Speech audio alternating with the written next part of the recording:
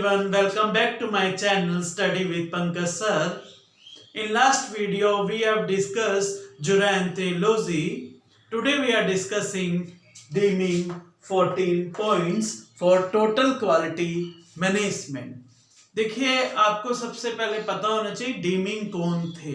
Dimming का जो full name था डब्ल्यू एडवर्ड डीमिंग। डीमिंग का फुल नेम क्या था? W Edward dimming. ये क्वालिटी गुरु थे, ये एक अमेरिकन एक्सपर्ट थे। इन्होंने ऑर्गेनाइजेशन में बताया कि किस तरीके से कोई भी बिजनेसमैन को या ऑर्गेनाइजेशन को किस तरीके से प्रोडक्ट को बनाना है, प्रोडक्ट को बनाने के लिए क्या क्या क्वालिटी ऐड करनी है, फीचर्स किन किन कैरेक्टरिस्टिक्स को प्रोडक्ट को बनाने के लिए ऐड करना है और किनको जो है रिजेक्ट करना है, किन किन फीचर कैरेक्टरिस्टिक्स को ऐड करना है और किनको जो है रिजेक्ट करना है। ये जो डीमिंग जो थे ये भी क्वालिटी गुरु थे।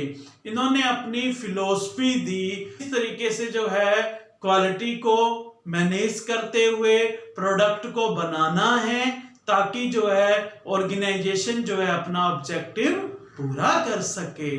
इन्होंने 14 पॉइंट्स दिए। Deming given 14 points are given below. Deming ने जो है 14 पॉइंट्स दिए टोटल क्वालिटी मैनेजमेंट के लिए। क्या क्या वो 14 पॉइंट्स हैं? फर्स्ट क्या है? Create consistency of purpose. जो पहला डीमिंग ने पॉइंट दिया create consistency of purpose. Consistency of purpose का मतलब ये है कोई भी ऑर्गेनाइजेशन है या बिजनेसमैन है अपना बिजनेस करना चाहता है तो पहले क्या डिसाइड करता है? पर्पस क्या है, कौन सा बिजनेस करना है। अब मान लो मैं बिजनेस करना चाहता हूं तो मैं सोचूंगा कि मैं कौन सा बिजनेस करूं। मान लो कभी मैं अपना पर्पस बना रहा हूं कि मैं मोबाइल की शॉप खोल लूं, कभी कह रहा हूं मैं मेडिकल की शॉप खोल लूं, कभी कहता हूं मैं गारमेंट्स की शॉप खोल लूं। तो मेरा कोई पर्पस ही डिसाइड नहीं हो रहा है तो क्या मैं अपना बिजनेस कर पाऊंगा? तो इसी तरीके से जो डीमिंग थे उन्होंने ये कहा कि एक कांस्टेंट पर्पस बना के चलें कि मान लो जैसे मैं कह रहा हूं कि मैं कौन सा काम करूं, मोबाइल की शॉप खोलूं, मेडिकल का काम करूं या गारमेंट्स की शॉप खोलूं, मुझे समझ ही नहीं आ रहा मैं क्या काम करूं। तो मेरा कोई पर्पस ही डिसाइड नहीं हो रहा है। बार बार मैं अपने पर्पस में क्या ला रहा हूं? चेंजेस ला रहा हूं। मुझे अपना पर्पस ही क्लियर नहीं है तो मैं किस तरीके से बिजनेस करूंगा।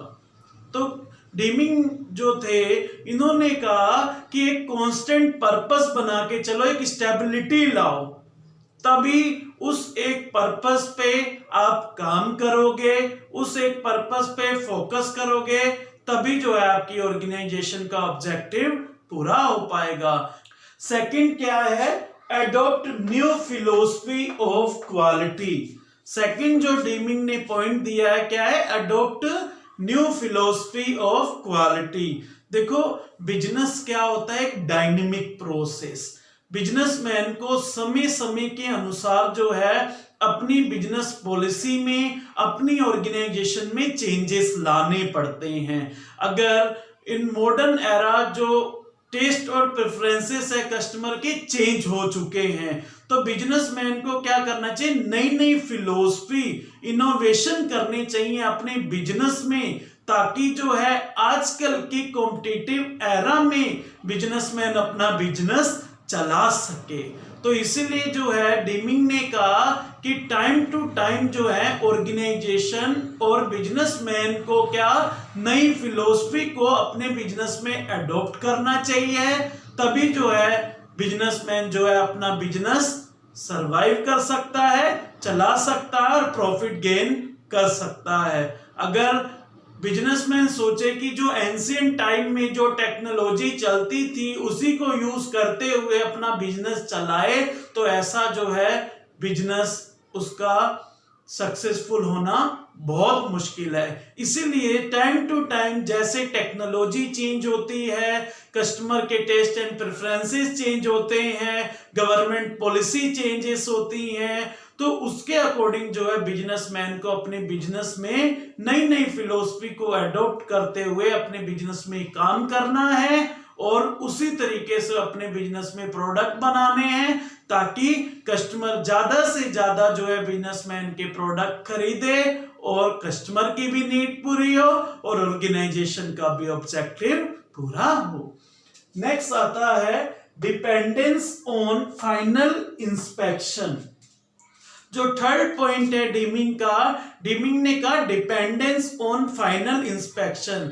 जैसे ऑर्गेनाइजेशन में क्या होता है, प्रोडक्शन होता है। पहले तो मैं आपको बताऊं प्रोडक्शन का मीनिंग क्या होता है। Production is a process of converting input into output, कि किस तरीके से इनपुट आउटपुट में कन्वर्ट हो रहे हैं। इनपुट क्या होते हैं, प्रोडक्ट को बनाने के लिए जिन जिन रिसोर्सेस की जरूरत होती है उसको हम इनपुट कहते हैं। और आउटपुट क्या होता है, जो प्रोडक्ट बन के तैयार होता है यानी कि जो प्रोडक्ट बन जाता है उसको हम क्या कहते हैं, आउटपुट कहते हैं। तो डीमिंग ने ये कहा कि जो प्रोडक्ट बन रहा है इनिशियली आप इनपुट जब प्रोडक्ट को बनाने के लिए यूज कर रहे हैं उसके अकॉर्डिंग ही आप प्रोडक्ट की क्वालिटी को जज नहीं करेंगे। जब तक प्रोडक्ट जो है फिनिश गुड्स तक नहीं बन पाता है तब तक प्रोडक्ट को एग्जामिन करते रहेंगे। ये नहीं है कि आप इनिशियल इंस्पेक्शन पे जो है प्रोडक्ट को जज कर लेंगे कि प्रोडक्ट जो है अच्छी क्वालिटी का बना है या नहीं बना है। तो डीमिंग की जो व्यू है वो ये कहना चाह रहे हैं कि जो प्रोडक्ट बनाओगे उसमें जो इंस्पेक्शन करोगे आप, जब प्रोडक्ट बन रहा है यानी कि इनपुट आउटपुट में कन्वर्ट हो रहा है, तो ये नहीं है कि इनिशियली आप प्रोडक्ट को जज कर लेंगे कि प्रोडक्ट सही तरीके का बन रहा है, सही क्वालिटी का बन रहा है या नहीं बन रहा है। जब तक प्रोडक्ट फिनिश गुड्स तक बन के तैयार नहीं होता है तब तक जो है ऑर्गेनाइजेशन को और मैनेजर्स को जो है प्रोडक्ट को टाइम टू टाइम चेक करना चाहिए कि अच्छी तरीके से प्रोडक्ट बन रहा है या नहीं बन रहा है। तो डीमिंग ने क्या कहा, dependence on final inspection.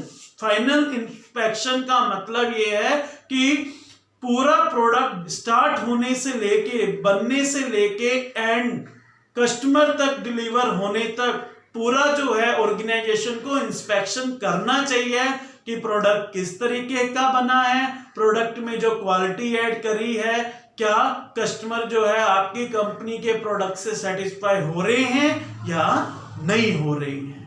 Next fourth point आता है wastage should be eliminated. Wastage का मतलब ये है कि कोई भी वेस्टेज हो रही है ऑर्गेनाइजेशन में उसको क्या करो, हटाओ। आपने पार्ले जी कंपनी में देखा होगा कि जब प्रोडक्ट मैन्युफैक्चर हो रहा होता है तो जब मैन्युफैक्चरिंग होता है पहले क्या होता है, जब पार्ले जी बिस्किट बनते हैं तो पहले क्या होता है, मिक्सिंग होती है, फिर हीटिंग होती है, फिर कूलिंग होती है, फिर जो है प्रोडक्ट बनके तैयार होता है, फिर पैकेजिंग, लेबलिंग एंड डिलीवरी होती है। तो जब बीच में जो वेस्टेज होते हैं, मान लो जो बिस्कुट जो है सही क्वालिटी के नहीं बन रहे हैं या उसमें कोई गड़बड़ी हो रही है, कुछ गलती से प्रोडक्ट अच्छे तरीके से नहीं बन रहा है, उस वेस्टेज को क्या करें, आप वहां से हटाएं ताकि आपकी जो क्वालिटी है उसमें कोई डिफरेंस ना आए। अगर अच्छी क्वालिटी का आप प्रोडक्ट नहीं बनाएंगे तो कस्टमर आपकी कंपनी का प्रोडक्ट नहीं खरीदेगा। अगर एक होता है word brand loyalty. Brand loyalty का मतलब होता है when customer purchases same brand again and again. क्यों कस्टमर सेम ब्रांड अगेन और अगेन परचेज करता है, वो प्रोडक्ट जो है कस्टमर की नीड को पूरा करता है और जो है ऑर्गेनाइजेशन का भी ऑब्जेक्टिव पूरा होता है। तो कहने का मतलब ये है कि वेस्टेज शुड बी एलिमिनेटेड का मतलब कि कुछ भी वेस्टेज है उसको आप हटाएं ताकि प्रोडक्ट अच्छी क्वालिटी का बने। अच्छी क्वालिटी का प्रोडक्ट बनेगा तभी जो है कस्टमर आपकी कंपनी के प्रोडक्ट खरीदेंगे। नेक्स्ट आता है एनकरेज वर्कर्स। अब मान लो आपकी ऑर्गेनाइजेशन में सारे रिसोर्सेस हैं, रॉ मटेरियल भी है, फाइनेंस भी है, बिल्डिंग भी है, मशीनरी भी है, प्लांट भी है, सब चीजें हैं। बट ह्यूमन रिसोर्स यानी कि वर्कर उसमें ऑर्गेनाइजेशन में काम करने वाला ही नहीं है, तो जो हमने सारे रिसोर्सेस अरेंज करे तो वो यूजलेस है, उनका कोई भी फायदा नहीं है। तो human resource is very important element for every enterprise, but it is also difficult to control. Human resource है बहुत जरूरी रिसोर्स है किसी भी ऑर्गेनाइजेशन के लिए, लेकिन इसको जो है कंट्रोल करना भी बहुत मुश्किल है। तो आप ह्यूमन रिसोर्स को किस तरीके से अपनी ऑर्गेनाइजेशन में मोटिवेट कर रहे हैं? अगर आप ह्यूमन रिसोर्स यानी वर्कर्स को टाइमली एनकरेज करेंगे, मोटिवेट करेंगे, तभी जो है वर्कर अच्छी तरीके से आपकी ऑर्गेनाइजेशन में काम करेगा और तभी जो है प्रोडक्ट अच्छी क्वालिटी की बनेंगे और कस्टमर जो है आपकी कंपनी के ज्यादा से ज्यादा प्रोडक्ट खरीदेंगे। तो कई सारे टेक्निक होती हैं कि किस तरीके से जो है वर्कर्स को एनकरेज किया जाए ऑर्गेनाइजेशन में। अगर कोई मान लो वर्कर गलती कर देता है, एक एग्जांपल देता हूं कि अगर कोई वर्कर गलती कर देता है तो जो उसके ऊपर लीडर है उस वर्कर को सबके सामने लीडर को नहीं डांटना चाहिए, साइड में ले जाके कहे कि आपने ये गलती करी है, आगे से ये गलती नहीं होनी चाहिए और गलती आपने कैसे सुधारनी है। इस तरीके से जो है वर्कर को एनकरेज करे, गाइड करे, ताकि वर्कर भी जो फील करे कि मेरी गलती हुई है और जो लीडर है उसने मुझे साइड में डांटा है तो मुझे कोई इंसल्ट फील नहीं हुई है। अगर वाइस वर्सा हम बात करें कि सबके सामने डांट देगा तो वर्कर को फील होगी कि मेरी क्या हुई है, इंसल्ट हुई है। तो इंसल्ट हुई है तो वर्कर क्या करेगा, एक ऑर्गेनाइजेशन में जो है डीमोटिवेट होगा, तो ढंग से ऑर्गेनाइजेशन में काम नहीं करेगा। कहने का मतलब ये है कि एक लीडर को क्या करना चाहिए, अगर वर्कर गलती कर देता है तो उसको जो है साइड में ले जाके समझाना चाहिए। उससे वर्कर क्या होता है, एनकरेज होता है और मोटिवेट होता है कि आगे से वो कोई गलती नहीं करेगा, अच्छे तरीके से प्रोडक्ट बनाएगा और जिससे कस्टमर जो है कंपनी के ज्यादा से ज्यादा प्रोडक्ट खरीदेंगे। नेक्स्ट आता है barriers problem should be removed. Barrier should be removed. जो नेक्स्ट 6 पॉइंट है, बैरियर शुड बी रिमूव्ड, कि कोई भी प्रॉब्लम्स आ रही हैं या कोई भी बैरियर्स आ रहे हैं ऑर्गेनाइजेशन में, उसको आप क्या करें, दूर करें, ताकि जो है आपकी ऑर्गेनाइजेशन में कंटिन्यूस वर्क होता रहे, किसी भी डिपार्टमेंट में कोई भी रुकावट ना हो, ऑर्गेनाइजेशन में जो है कंटिन्यूस वर्क चलता रहे। जैसे हमने कहा है कि आपने पढ़ा होगा बैरियर्स क्या होते हैं, कि जब कोई भी प्रॉब्लम आ रही है, कोई भी ऑर्गेनाइजेशन में बैरियर्स आ रहे हैं, उसको किस तरीके से दूर किया जाए, क्या क्या मेथड अडॉप्ट करें ताकि जो है प्रॉब्लम को सोल्व किया जाए और तभी जो है हम ऑर्गेनाइजेशन में काम कर सकते हैं। एक आपने पढ़ा होगा कम्युनिकेशन प्रोसेस। अगर ऑर्गेनाइजेशन में कम्युनिकेशन प्रोसेस इफेक्टिव होगा, उसमें कोई बैरियर्स नहीं होंगे, तभी जो है सारे डिपार्टमेंट आपस में वर्क कर पाएंगे, हर एक एक्टिविटी को कोऑर्डिनेट कर पाएंगे, तभी जो है ऑर्गेनाइजेशन का ऑब्जेक्टिव पूरा हो सकता है। नेक्स्ट पॉइंट आता है eliminate slogans exhortation for workers. 7th point is eliminate slogans exhortation for workers. Eliminate slogan and exhortation for worker, कि किस तरीके से जो स्लोगन है, कई बार आपने देखा होगा कि जो एम्प्लॉयज हैं वो किस पे चले जाते हैं, स्ट्राइक पे चले जाते हैं। स्ट्राइक पे जाने का कारण क्या होता है कि एम्प्लॉयज जो है ऑर्गेनाइजेशन से सेटिस्फाई नहीं होते हैं, इसीलिए जो है एम्प्लॉयज जो है स्ट्राइक पे चले जाते हैं। जैसे हमने पहले भी डिस्कस किया था, human resource is very important element for any enterprise. हमारे पास मान लो सारे रिसोर्सेस हैं बट ह्यूमन रिसोर्स यानी कि वर्कर्स ही काम करने वाला नहीं है, तो क्या हमारी ऑर्गेनाइजेशन में कोई काम हो पाएगा? क्या हर एक एक्टिविटी हम प्रॉपर तरीके से मैनेज कर पाएंगे? इम्पॉसिबल। तो वर्कर स्ट्राइक पे ना जाएं और उनको हम कैसे मनाएं कि स्ट्राइक पे ना जाएं? तो वर्कर को जो है टाइमली सैलरी देनी चाहिए, टाइमली नॉन मॉनेटरी बेनिफिट्स देने चाहिए और टाइमली जो है एक ऑर्गेनाइजेशन में सेफ्टी देनी चाहिए, ऑर्गेनाइजेशन में गुड इन्वायरमेंट देना चाहिए, एम्प्लॉयज को टाइमली मोटिवेशन देना चाहिए, तभी एम्प्लॉयज लोगन पे नहीं जाएंगे, स्ट्राइक पे नहीं जाएंगे और जो है एम्प्लॉयज आपकी ऑर्गेनाइजेशन में सेटिस्फाई होंगे और ऑर्गेनाइजेशन का ऑब्जेक्टिव पूरा करेंगे। Next point is 8, encourage self improvement. Encourage self improvement. Encourage self improvement का मतलब होता है कि अगर कोई भी एम्प्लॉय ऑर्गेनाइजेशन में कोई गलती कर देता है तो उसके ऊपर जो लीडर है उसको, एक आपने प्रिंसिपल पढ़ा होगा, लीडर को क्या करना चाहिए? हमेशा कहना चाहिए वी शुड वर्क टुगेदर, कि हमेशा जो है हमें सबको मिलके काम करना चाहिए। कोई एम्प्लॉय गलती कर देता है तो उसको समझाए कि उस गलती को कैसे सुधारना है, किस तरीके से ऑर्गेनाइजेशन में काम करना है और किस तरीके से जो है प्रोडक्ट बनाने हैं और ऑर्गेनाइजेशन का ऑब्जेक्टिव पूरा करना है।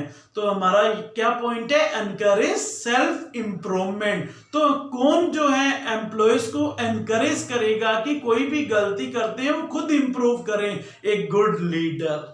जो लीडर होगा हमेशा वो एक प्रिंसिपल फॉलो करे, Esprit D core. Esprit D core. Esprit D core fuel का प्रिंसिपल है।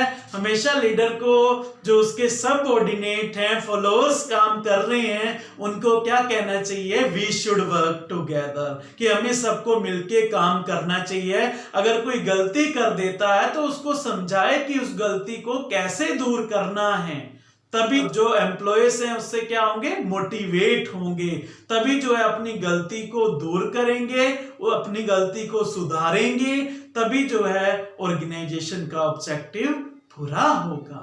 Next point is encourage education. Education बहुत जरूरी है। Education increases knowledge, experience, skills of employees. Education क्या करती है? कोई भी एम्प्लॉय ऑर्गेनाइजेशन में उसकी नॉलेज, स्किल, एक्सपीरियंस बढ़ाती है। तो इसका मतलब ये है कि कोई भी ऑर्गेनाइजेशन में जब एम्प्लॉयज काम कर रहे हैं, टाइम टू टाइम जो लीडर हैं एम्प्लॉय को क्या करे? एजुकेट करे, यानी कि इंफॉर्मेशन प्रोवाइड करे, आइडियाज दे कि किस तरीके से ऑर्गेनाइजेशन में काम करना है, किस तरीके से प्रोडक्ट को बनाना है और किस तरीके से हर एक एक्टिविटी को मैनेज करना है।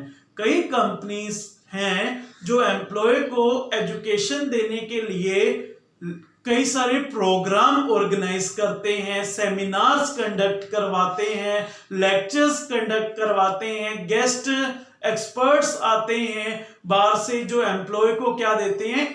इंफॉर्मेशन देते हैं, आइडियाज देते हैं, ताकि ऑर्गेनाइजेशन में किस तरीके से काम करें और किस तरीके से हर एक एक्टिविटी को मैनेज करें, ताकि जो है ऑर्गेनाइजेशन का ऑब्जेक्टिव पूरा हो सके। एनकरेज एजुकेशन बहुत जरूरी है कि एम्प्लॉय को जो है टाइमली जो है एजुकेट करना चाहिए, इंफॉर्मेशन देनी चाहिए, आइडियाज देने चाहिए कि किस तरीके से वो ऑर्गेनाइजेशन में काम करे और ऑर्गेनाइजेशन का ऑब्जेक्टिव पूरा करे। नेक्स्ट पॉइंट आता है eliminate numerical goals and target. Eliminate numerical goals and target.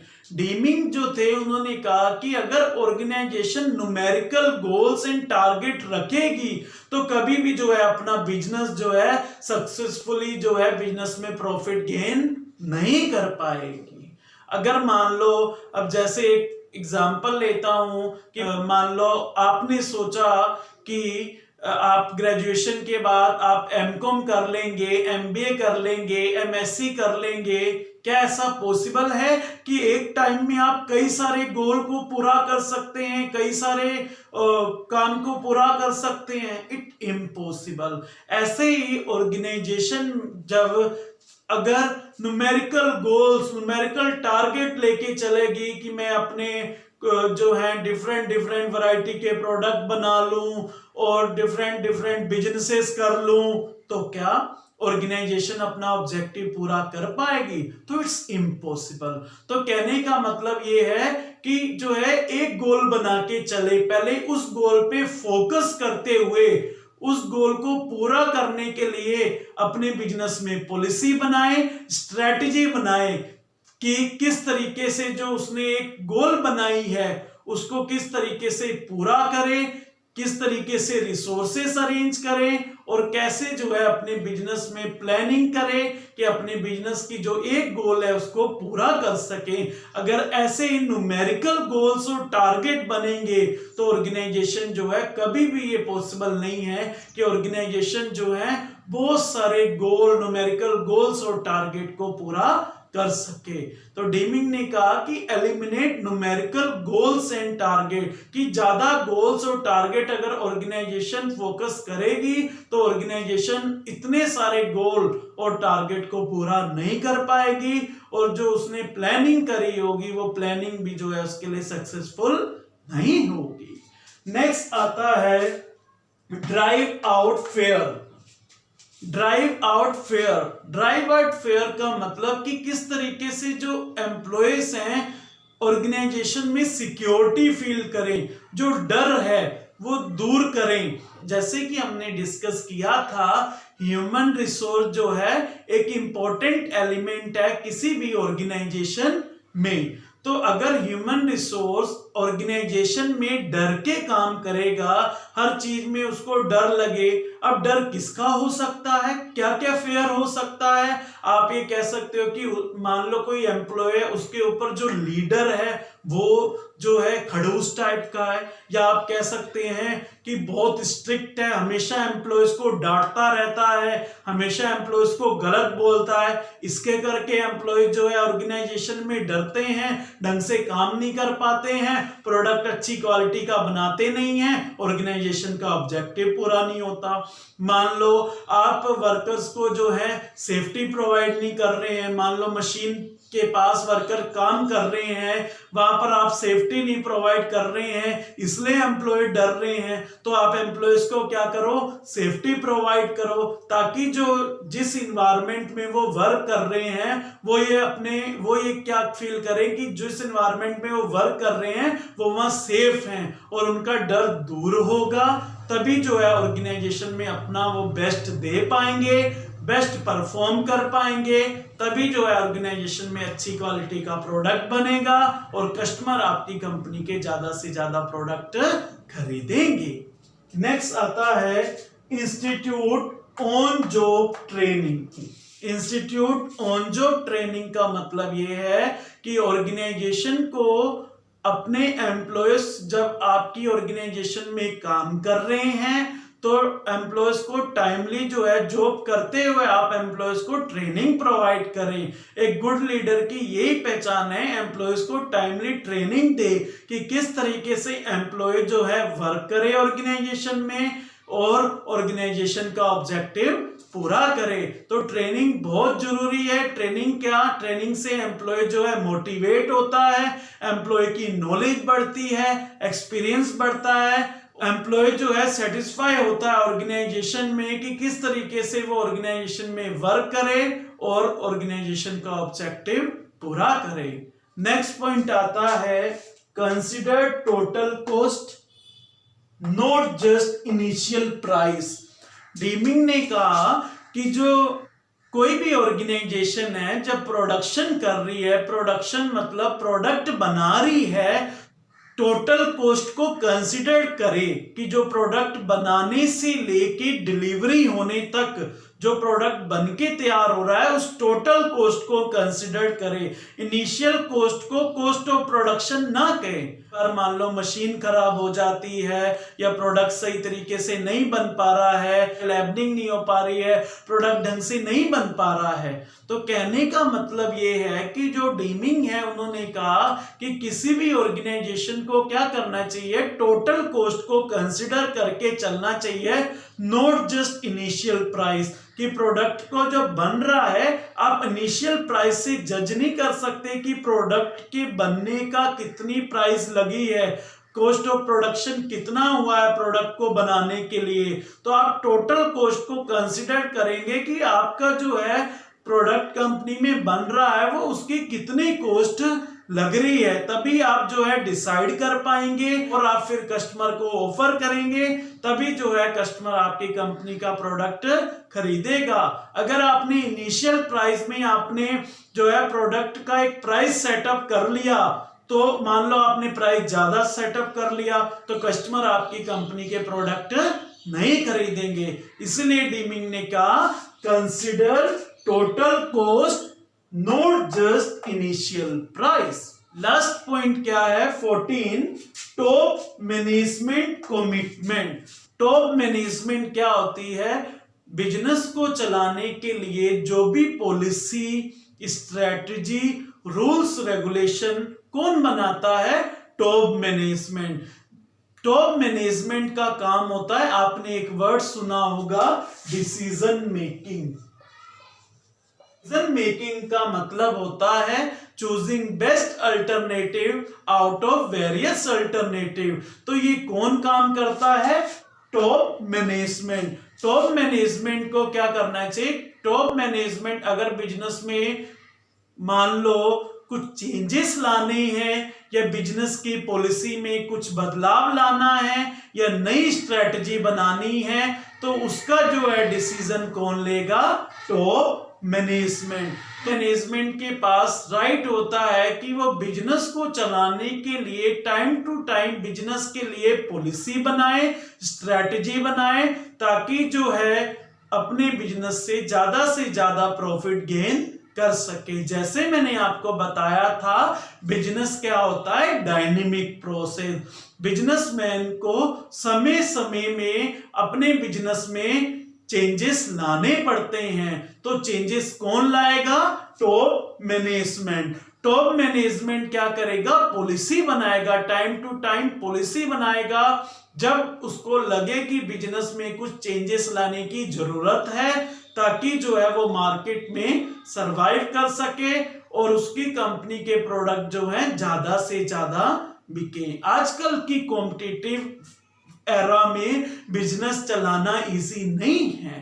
Time to time जिस तरीके से कॉम्पिटिटर अपनी पॉलिसी में चेंज लाता है, तो चेंजेस लाने के लिए कौन ये स्टेप लेगा, टॉप मैनेजमेंट। टॉप मैनेजमेंट की ये एक्टिविटी है कि टाइम टू टाइम बिजनेस में जब लगे कि बिजनेस में कुछ चेंजेस लाने हैं, कुछ स्ट्रेटजी बनानी है, किस तरीके से प्रोडक्ट बनाने हैं, क्या क्या क्वालिटी ऐड करनी है ताकि अच्छे तरीके से प्रोडक्ट बने, कस्टमर भी सेटिस्फाई हो और ऑर्गेनाइजेशन का भी ऑब्जेक्टिव पूरा हो। So these are the Deming 14 points for total quality management. I hope आपको ये वीडियो अच्छी लगी होगी। Please like, share, subscribe my channel and also press the bell icon. In next video we will discuss cross bias for absolute. Thank you. Have a nice day.